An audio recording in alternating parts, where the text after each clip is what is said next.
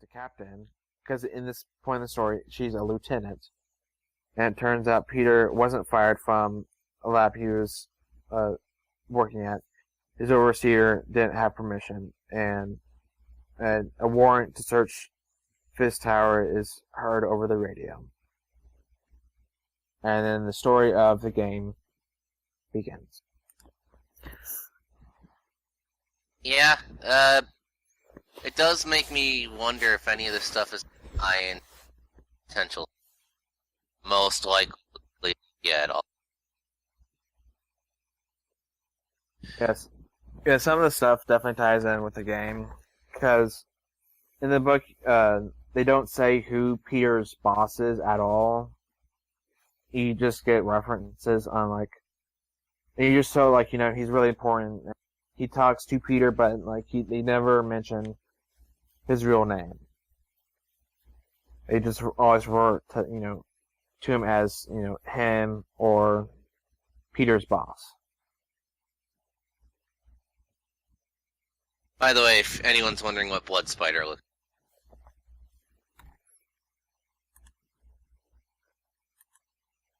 But yeah, I was glad that they, you know, did a few, like, nods to, like, classic Spider-Man characters that, you know, weren't gonna be, like, in the game, like Blood Spider. Because they also mentioned the Lizard in the book. Yeah. Because when they did that, I was like, oh, he's gonna be in the game as well. Nope. Nope, he was not in the game at all. Although the game itself does that too.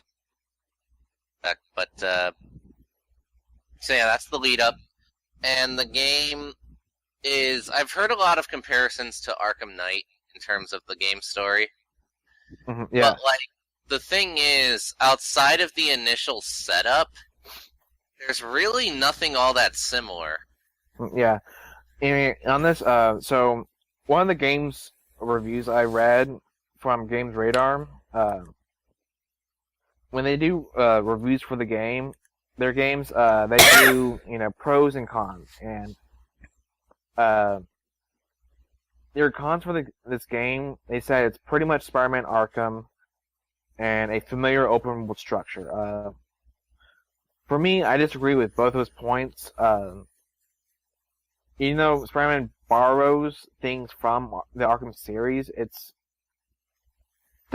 not, you know, an Arkham game with, you know, Spider-Man as the character. It's a Spider-Man game that has, you know, stealth, you know, parts in it that, you know, make it its own video game. And also, like with the open, like, familiar open world structure, like, I mean, yeah, this is New York City. There have been, you know, hundreds of games that are based in New York City, so it's, you know, hard to not, you know, have it compared to other, you know, open world structures.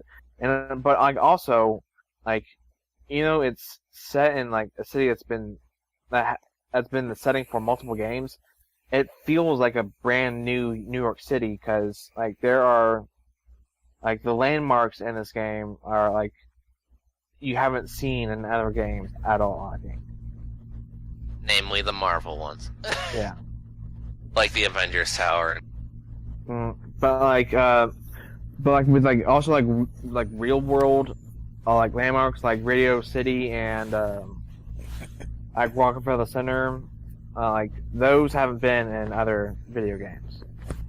For sure. Yeah. So, with that said, well, what is the premise of this game? Well, basically, Spider-Man's been at this for a while. I don't remember how many years they said in the game. 8 years. Okay, thank you. So in other words, he's been at this since he's been like 15. Yeah. And you can find a bunch of stuff about his past adventures and whatnot. But basically, you know, after all that stuff from the novel, they go in and they finally arrest Wilson Fisk, aka the Kingpin. And so Kingpin gives a warning. He says, I'm the one who's kept order in this city, and I guarantee in 1 month, this whole city's gonna go to hell. And turns out he's right. Like, because he says you'll want me back within a month. yeah.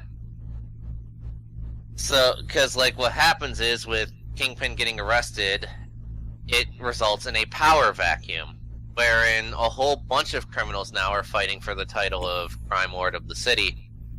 And things just kind of escalate when a new gang called the Demons end up showing up, and they have fucking magical voodoo bullshit that's, like, blowing the city apart, like, literally.